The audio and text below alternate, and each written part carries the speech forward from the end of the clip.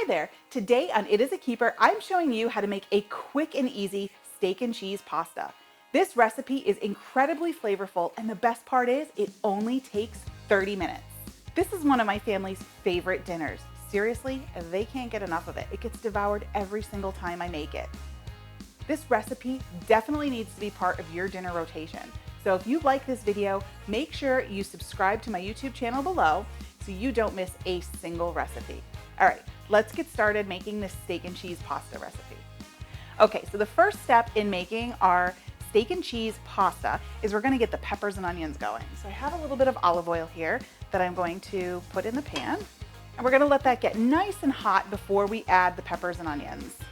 Okay, so our olive oil is nice and hot, so we're going to add some peppers and onions to the pan. I have a mix of red and green, but you can use whichever you prefer. I just like the color of the red and green, so we're gonna get that going. We're also going to add some onions to the recipe, and we're just gonna let those hang out here and get nice and soft. We do wanna make sure that we're seasoning every level of this recipe as we go through it, so I'm gonna add a little bit of my house seasoning blend to these peppers and onions, and you can get that recipe in the show notes below. Okay, so our peppers and onions are cooking down nicely. They're getting nice and soft. You can tell the onions are getting a little translucent. So now we're going to add the garlic. Now the thing with garlic is you don't want to add it too soon. That's a common mistake I see. If you put it in too soon and let it cook for too long, it's gonna burn. And when garlic burns, it gets really bitter. So you wanna just give it like 30 seconds just until you can smell it. As soon as you start smelling it in the pan, it's time to move on. You don't want it to burn. Okay, so the garlic, I can just smell it now. What we're going to do at this point, I'm gonna turn my burner off. And there we go. And we are going to take the peppers and onions out of the skillet so we can move on and get our steak started. Okay, so we took the peppers and onions out of our skillet, and let me tell you, this kitchen smells amazing. There is just something about peppers, onions, and garlic that like makes me drool. I love it. So to this skillet, which already has all that great flavor in it, we are going to add a little bit more olive oil. And then we're going to add our steak. So here I have some shaved ribeye, and I just bought it at the grocery store already shaved like this. If you can't find it in the meat counter, you can always just ask your butcher.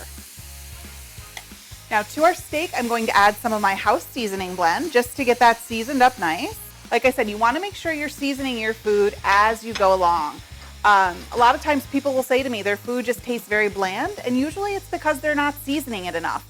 And I find that this combination that I make with my house seasoning blend really adds a lot of flavor. There's onion, there's garlic, there's pepper and salt. It's so much great flavor, and it just really kicks everything up a little bit. So it's a great thing to have and to kind of keep next to your cooktop. So we're just going to get that cooking. It should only take a few minutes. The steak is so super thin. It won't take long at all to cook. Okay, so our beef is just about done. I'm just gonna cook it until there's no pink left because it's still gonna hang out in the pot a little bit, and it'll continue to cook there. So we've got it, we're just about done. I don't wanna overcook it, but that only took a few minutes because it's so thin. So to this, we are going to add our peppers, onions, and garlic back in. Now it's getting like a Philly cheesesteak. And we're just gonna stir that all in there, get everything combined so all those flavors come together.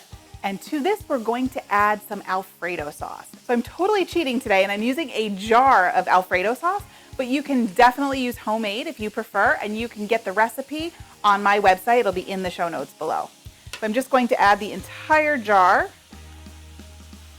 getting it all out, and we're gonna get that stirred in there. And we're just going to simmer this for a little bit before we move on. Alfredo sauce, homemade Alfredo sauce is so easy to make. It only takes like 10 minutes, and you can have a delicious homemade Alfredo sauce.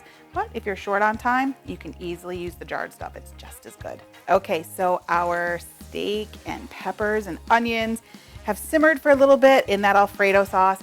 Everything has come together nicely, and it smells incredible. So just a couple more things. This is where you need to judge. So I'm gonna look here, and if it looks a little too thick, which this might be once I add the pasta, you can always use some of your reserved pasta water to make it a little thinner. So I am just going to put a little bit of that water in there just to thin it out a bit. And this is where you want to eyeball it. If your family likes the sauce thicker, by all means, let it be thick. If you prefer a looser sauce, then just add more water. But that pasta water, that reserved pasta water, actually has the starch from the pasta in it. So it's gonna make a nice, thick, rich sauce, and it won't water it down too much. To this, we are going to add some cooked pasta. And I have this nice little campanelli, I think it's called. I love the shape of it. It's got little nooks and crannies, like you can see where the steak and the peppers can get right down in there. So I'm just going to add that to the skillet. I probably should have used a larger skillet. Note to self, use a big skillet when you're making this. I'm gonna have to very carefully stir. So I'm just gonna have to gently fold the steak and the sauce into the pasta so that everything gets covered. You want that yummy Alfredo sauce to just seep right into all those nooks and crannies. All right, look at that. I mixed it all up and we didn't have anything jump out of the pot. That's like a first for me. So if you know anything about me, there are 3 things you can never have too much of when you're cooking: bacon, garlic, and cheese. So this Alfredo sauce is not the only cheese we are adding to this recipe. We are not done with the cheese part yet. To this, I'm also going to add some slices of provolone cheese because that is a true, well, sort of a true Philly cheesesteak. I mean, they do use the whiz, but we're gonna add provolone because I love the way it melts. So I'm just taking a couple slices of provolone, tearing it up across the top. And wait till you see how cheesy and gooey this gets. Now, last thing before we're done here, we're still under the 30-minute mark. We're gonna slap a cover on this, put a lid on the pot, and we're going to let that steam do its job and melt that provolone cheese so it gets nice and gooey. All right, let's take that lid off, see what we have. That cheese is starting to melt, so I'm just going to incorporate it right in with the pasta. Look at that, look at how stringy that gets. Oh, I just love provolone. It's one of my favorite cheeses.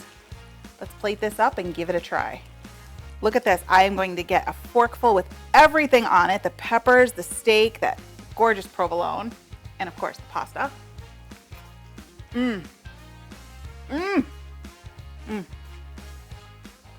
need to make this. You definitely need to make this. Print off the recipe and make it for dinner this week. Your family will love you for it. Thanks for watching. You can get the full instructions in the video description below. Make sure you like, follow, and subscribe so you don't miss a single thing. And check out the rest of my videos where you can find more of my favorite easy recipes and quick tips. I'll see you next time. Bye-bye.